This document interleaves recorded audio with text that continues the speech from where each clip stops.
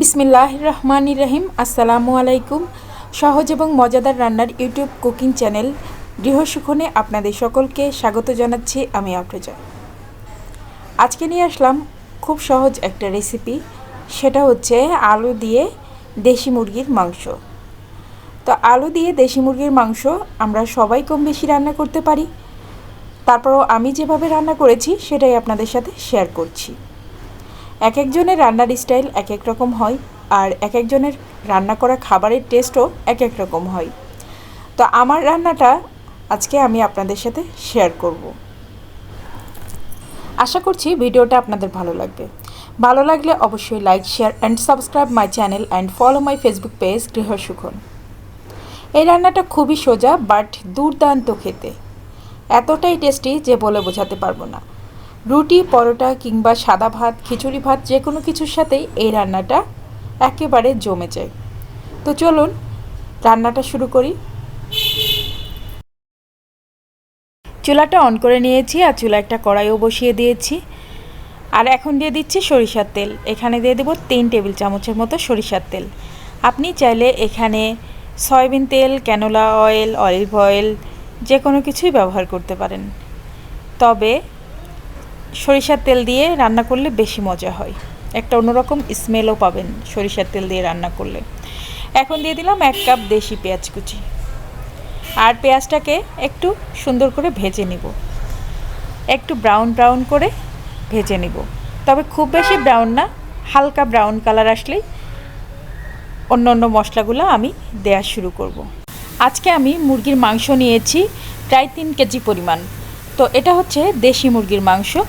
তো দেশি মুরগির মাংসটা নিয়েছি 3 কেজি পরিমাণ। আর 3 কেজি পরিমাণ মাংস রান্না করতে যে পরিমাণ মশলা দরকার আমি সে পরিমাণ মশলা ইউজ করছি। আপনারা যদি কম রান্না করেন তাহলে কম দিবেন, আর যদি বেশি রান্না করেন তাহলে বাড়িয়ে দিবেন। তো আমি এখানে যে পরিমাণ মশলা ইউজ করছি তা দিয়ে আপনি 3 কেজি পরিমাণ মুরগির মাংস রান্না করতে পারবেন। এখন দিয়ে দিব আদা রসুনের পেস্ট। এখানে আমি রসুনের পেস্ট দিয়েছি 3/4 কাপ, মানে 1 কাপের 4 ভাগের 3 ভাগ রসুন বাটা আছে এখানে, আর আদার পেস্ট আছে 1 টেবিল চামচ। তো একসাথে আমি দিয়ে দিলাম আদার পেস্ট 1 টেবিল চামচ, আর এখানে এলাচের ফল দিলাম 10-12টা, আর রসুনের পেস্ট দিয়েছি 3/4 কাপ, মেজারমেন্ট কাপের 3/4 কাপ, মানে 4 ভাগের 3 ভাগ, একটা কাপের 4 ভাগের 3 ভাগ পরিমাণ দিয়েছি রসুনের পেস্ট। এখন সব কিছু ভালো মতো কষিয়ে নিচ্ছি। মশলাটা কষানো খুবই গুরুত্বপূর্ণ। মশলার যদি কাঁচা ঘ্রাণ থাকে তাহলে কিন্তু একদম খেতে ভালো লাগে না, সেটা যাই হোক না কেন রান্না খারাপ হবে।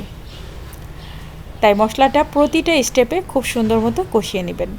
আমি এখন এখানে কিছুটা পানি দিয়েছি, প্রায় 1/2 কাপের মতো, কারণ আমি এখন এখানে কিছু গুঁড়া মশলা দিব, দিয়ে আবারও ভালো মতো মশলাটাকে কষিয়ে নেব। এখানে আমি যে গুঁড়া মশলাগুলো ইউজ করছি সবই আমার বাড়িতে বানানো গুঁড়া মশলা, তাই এর কালার এবং স্বাদ দুটাই বাইরের গুঁড়া মশলার থেকে আলাদা। এখানে আমি হলুদের গুঁড়া দিলাম 2 চা চামচের মতো, আর লবণটা আপনারা আপনাদের স্বাদ অনুসারে দিবেন। আমি এখানে 1.5 চা চামচের মতো লবণ দিয়েছি। লবণটা আসলে ওভাবে বলা যায় না, যে যেরকম লবণ খেতে পছন্দ করেন সে সেরকমই দিবেন, তবে লবণটা একটু কম খাওয়াই ভালো। দিয়ে দিচ্ছে জিরার গুঁড়া দিয়ে দিব 2 চা চামচ, আর দিব ধনিয়ার গুঁড়াও 2 চা চামচ দিব। তো এই মশলাগুলার আমার যেহেতু ঘরে বানানো, তাই এগুলার টেস্ট এতই ভালো যে বলে বোঝাতে পারবো না। এখন দিয়ে দিলাম মরিচের গুঁড়া। এখানে মরিচের গুঁড়া আমি দিয়েছি 1 চা চামচ একদম ভরে, আর 1 চা চামচের অল্প একটু পরিমাণ, মানে 1/2 চা চামচ হবে না, আর 1 চা চামচ ভরে দিয়েছি, আর 1 পিঞ্চ মতো দিয়েছি, এটুকুই জাস্ট দিলাম। মশলাটাকে এখন খুব ভালো মতো আমি কষিয়ে নিচ্ছি, আর মশলাটা কষানোর জন্য আমি আরেকটু পানি দিলাম, এবং আবারও মশলাটাকে খুব ভালো করে কষিয়ে নিতে হবে। মশলা কষানো ভালো না হলে কিন্তু রান্না মোটেও ভালো হবে না। তো দেখতে পাচ্ছেন আমি কিন্তু খুব ভালো করে মশলাটা কষিয়ে নিয়েছি, এবং মশলার উপরে কিন্তু তেল ভেসে উঠেছে। এখন দিয়ে দিচ্ছি দেশি মুরগির মাংস। এই মাংসটা আমি আগে থেকে কুটে ধুয়ে পরিষ্কার করে রেখেছিলাম, আর মাংসটা এখন এর মধ্যে দিয়ে দিলাম। এখানে প্রায় 3 কেজি পরিমাণ মুরগির মাংস আছে। তো এখন আমি এই মাংসগুলা খুব ভালো করে এই মশলার সাথে আবারও কষিয়ে নিচ্ছি। মশলাটা যদি প্রথম থেকে ভালো করে না কষানো হয় প্রতিটা স্টেপে, তাহলে কিন্তু রান্নাটা মোটেও ভালো হবে না আর খেতেও ভালো লাগবে না। দেখা যায় একই জিনিস অনেকেই রান্না করে, কিন্তু এক একজনের রান্নার স্বাদ এক এক রকম হয়। কারোটা খুবই ভালো হয়, কারোটা মোটামুটি, আবার কারোটা একদমই ভালো হয় না। কারণটা হচ্ছে মশলা কষানোর কারণে। এখানে দিয়ে দিলাম কিছু টমেটো ফালি করে কেটে। এখানে আমি প্রায় মেজারমেন্ট কাপের 1 কাপের পরিমাণ টমেটো দিয়েছি। টমেটো এখন শীতকাল গরমকাল সবসময়ই পাওয়া যায়। আর মাংস রান্না করার সময় টমেটোর সাথে একটু দিলে কালারটাও খুব ভালো আসে আর টেস্টটাও খুব ভালো আসে। আর এই মাংসটার কালার এমনিতেই সুন্দর আসবে, কারণ হচ্ছে মশলাগুলো খুবই ভালো দিয়েছি। তো মশলাগুলো আপনারা যেগুলো ইউজ করেন সেগুলো ঘরে তৈরি করে ইউজ করা সব থেকে ভালো। যেমন গোটা মশলাগুলো আমি কিনে নিয়ে আসি, তারপর সেগুলো ধুয়ে রোদে শুকিয়ে তারপরে সেটাকে গুঁড়া করে নিয়ে এসে আমি কন্টেইনারে ভরে রেখে দিই। এতে করে আমি একেবারে ফ্রেশ মশলাটাও খেতে পারছি আর তরকারির টেস্টটাও কিন্তু খুব ভালো আসে। প্রায় 10 মিনিটের মতো আমি ঢাকনা দিয়ে ঢেকে মাংসটাকে রান্না করেছি। 10 মিনিটের মতো ঢাকনা দিয়ে ঢেকে রান্না করার কারণে মাংসটা কিন্তু অনেকটাই সিদ্ধ হয়ে গিয়েছে এবং মাংসের ভিতরে যে পানি ছিল সেটাও কিন্তু বের হয়ে এসেছে। আর এখন এই পানিটা শুকানো পর্যন্ত আমার অপেক্ষা। পানিটা শুকিয়ে যাবে এবং মাংসটা খুব ভালো মতো ভুনা ভুনা হয়ে যাবে, মানে খুব ভালো মতো কষিয়ে নেওয়া হয়ে যাবে।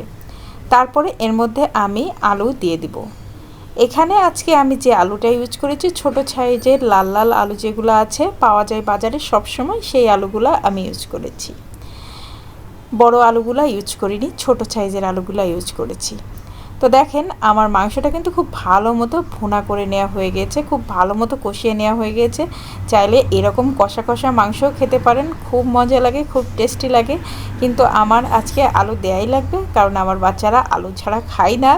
তো সেজন্য আপনারা দেখেন যে আমি ম্যাক্সিমাম রান্নাতেই মাংস রান্না করলে আলু দেই, কারণ বাচ্চাদের জন্য দিতে আমি বাধ্য।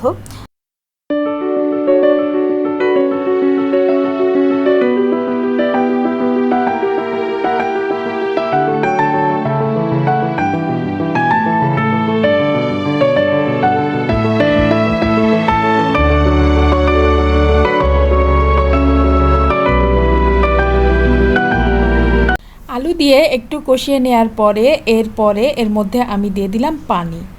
এখানে আলুটা সিদ্ধ হতে যতটুকু পানি লাগবে ততটুকুই দেয়া, আর যতটুকু আপনি ঝোল রাখতে চান সেই অনুসারে আপনি পানিটা দিবেন। তো আমি একটু ঝোল ঝোল মাংস করব, তাই পানিটা এরকমই দিয়েছিলাম। আর দেখেন আমার রান্নাটা প্রায় কমপ্লিট, আর কিছুক্ষণ আমি জাল করে নামিয়ে ফেলবো। যেমন সুন্দর কালার এসেছে, তেমন সুন্দর ঘ্রাণ, তেমন সুন্দর টেস্ট, সেই রকমের মজা হয়েছে মাংসটা রান্না। আর আজকে আমি এই মাংসটা চিতই পিঠার সাথে পরিবেশন করব। তো গরম গরম চিতই পিঠার সাথে এরকম দেশি মুরগির মাংস অসাধারণ লাগে। আর এখন যেহেতু বৃষ্টির সময় এ ধরনের খাবার খেতে অনেক ভালো লাগে। একটু ঝাল ঝাল টাইপের খাবারগুলা বৃষ্টির মধ্যে খেতে সত্যি অসাধারণ লাগে। তো এই তো আমার হচ্ছে মাংস রান্না তো হয়েই গেল, আর এখন আমি এটাকে ঢাকনা দিয়ে ঢেকে রেখে দিব। তো মাংস রান্না তো শেষ, এখন চুলা অফ করে দিলাম আর ঢাকনা দিয়ে ঢেকে রেখে দিব। আর আমি এখন চিতই পিঠাটা বানিয়ে নিব। আর চিতই পিঠার ব্যাটারটা আমি আগে থেকে রেডি করে রেখেছি।